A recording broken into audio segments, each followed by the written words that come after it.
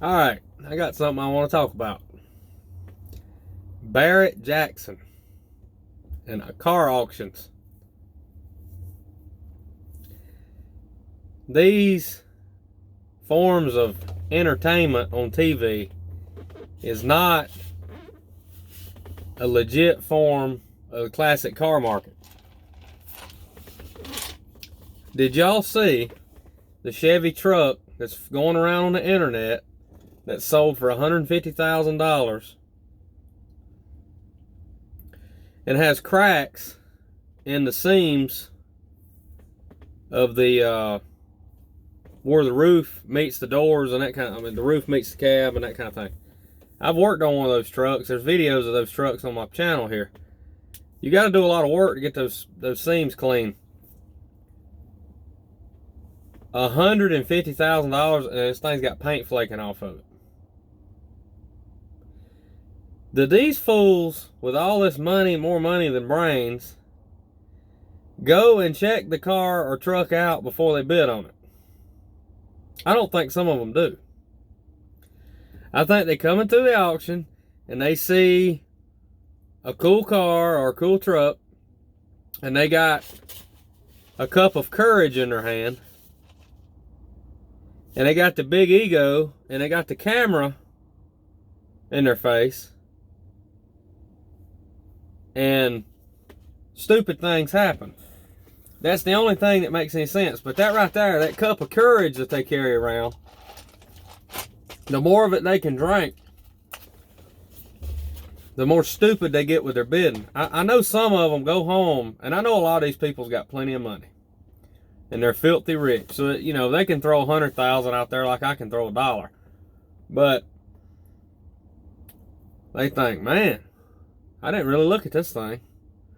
But what my point is, Barrett Jackson, and I wouldn't say, I'm going to pick on Barrett Jackson because Barrett Jackson has been bad about this nonsense for so long. And just, you know, just stupid stuff. I've also talked to people who take cars to auctions and they said they wouldn't, I've heard several people say they wouldn't ever take a car to Barrett Jackson because the customer service is so bad. But you know, that's neither here nor there. I've heard great things. I've actually heard some good things about Mecum, that they'll work with you on the buyer fee and the seller fee and that kind of thing to get your car sold. Now, me personally, I've never sold a car at an auction, probably never will. Not saying I won't. Me getting into building some cars now to try to sell, it may be a valid, you know, thing to do eventually. But, you know, I can't, you know, afford to take a car to Scottsdale. And that's that's another problem. If your car comes through, let's just use this for an example, okay? This 57 I'm sitting in. This is a nice car, but it's not a perfect car. When the alcohol and the ego is flowing, it's a perfect car. Under the TV lights, it's probably a perfect car. On TV, it's a perfect car. In person, it's not a perfect car. I didn't pay perfect money for it. I drive this car several times a week. Not every day because I have other cars that I drive. But I always drive one of my old cars, you know, once or twice a day. I eat out a lot. But the fact of it is, if this car was to come through Barrett Jackson, when the TV lights are on, this car might bring 10 more thousand than what it's worth. If this car come through on Tuesday at no reserve, it would probably bring around 25,000, which is about 10,000 less than what it's worth. I'd be hurting, somebody else would be smiling, but it happens a lot with these auctions. You know, it depends on where you they bring your car through at, and that's why I don't understand, because there's a fine line. I think that a lot of these sellers, it's kind of you scratch your back, I scratch mine kind of thing. And how does a resto mod car come through on Thursday night in prime time or Friday during the day during prime time when the bigger money starts to roll. What makes that car more special than a similar car that sold on Tuesday or Wednesday before the TV show comes on? What's the difference? Another example, I seen a 69 Camaro. It was a Pro Touring car, nice car, sold for $155,000.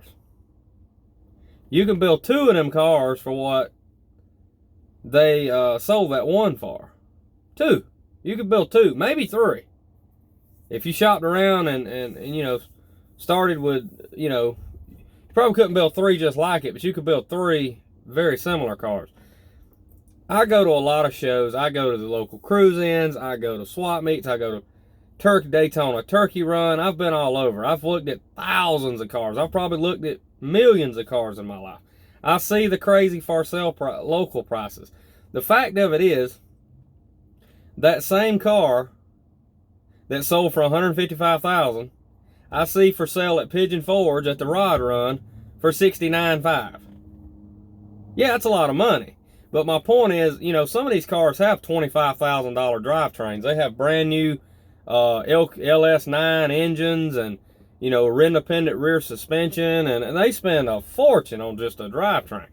So I understand why, you know, all cars can't be $30,000 to $40,000, but $155,000 for a 69 Camaro, basically a run-of-the-mill car, besides being a Pro Touring or a not really a Pro Touring car, but it was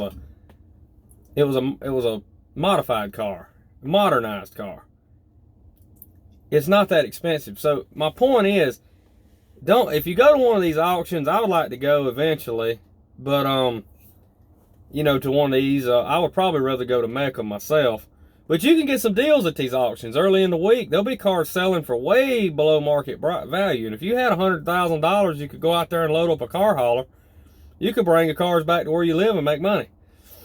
But my point is, it should not be taken for a biblical, I'll use this analogy, the Bible of collector car pricing should not be based off what a car sells at Barrett Jackson for. It's just not realistic. Again, alcohol, ego, excitement, the crowd. You know, you've been to a football game, how the crowd, you know, you cheer and do stuff, you know, even some laid back. I'm a pretty laid back person, but I go to a Clemson football game, I get excited. You know, you get caught up in it. You get caught up in the atmosphere. Well, a normal sane person goes to an auction, and I've been to an auction. It's exciting. I've got into it and, you know, cheering people on and stuff. I never bought a car, of course, but I've been to a few of the smaller auctions. They used to have one here and close by here, but you can get caught up in these things, and that's what happens. A lot of times it's a ball swinging contest of who can outdo the other one. So it just becomes, you know, somewhat of a joke. I scratch my head. Again, a lot of these cars are auction whores. There was a Chevelle came through with a heater core busted, antifreeze running out all over the floor. That picture's floating around on the internet. So my point is, don't, you know, if you are set up and you're building cars and you can take them to Barrett Jackson and you can make money on them, hey, go for it. Do it. If I could figure out a way to do it and I could make money doing that, I would do it. The problem is, Scottsdale, Arizona is a long ways away. These other Barrett Jackson auctions, the cars don't bring the money. The money, the alcohol flows out there in Scottsdale. And so you might have a car like this 57 that might bring $50,000 out there. Whereas, you know, you take it to Mecum or you take it to Barrett Jackson, Las Vegas or somewhere the money's not flowing, you know, kind of like Scottsdale, and it only bring, you know, what it's worth. So if you can do the auction thing, and there's a lot of people do that, there's nothing wrong with that. Go for it. If you go to one of these auctions, have fun, enjoy it, but don't put a lot of stock in the prices of these auctions. It's just not realistic. Go out to your local cruise-in. Don't get discouraged because, well, my dream car sold for $55,000. Go to McDonald's cruise-in. Go Go to Pigeon Forge at a rod run. Go to the Charlotte Auto Fair. Go to Daytona Turkey Run. You'll find a car that you can afford. A lot of these people inflate their prices. You wave some money in their face, and they get more realistic. So keep that in mind. Like, share, comment. Thanks for watching.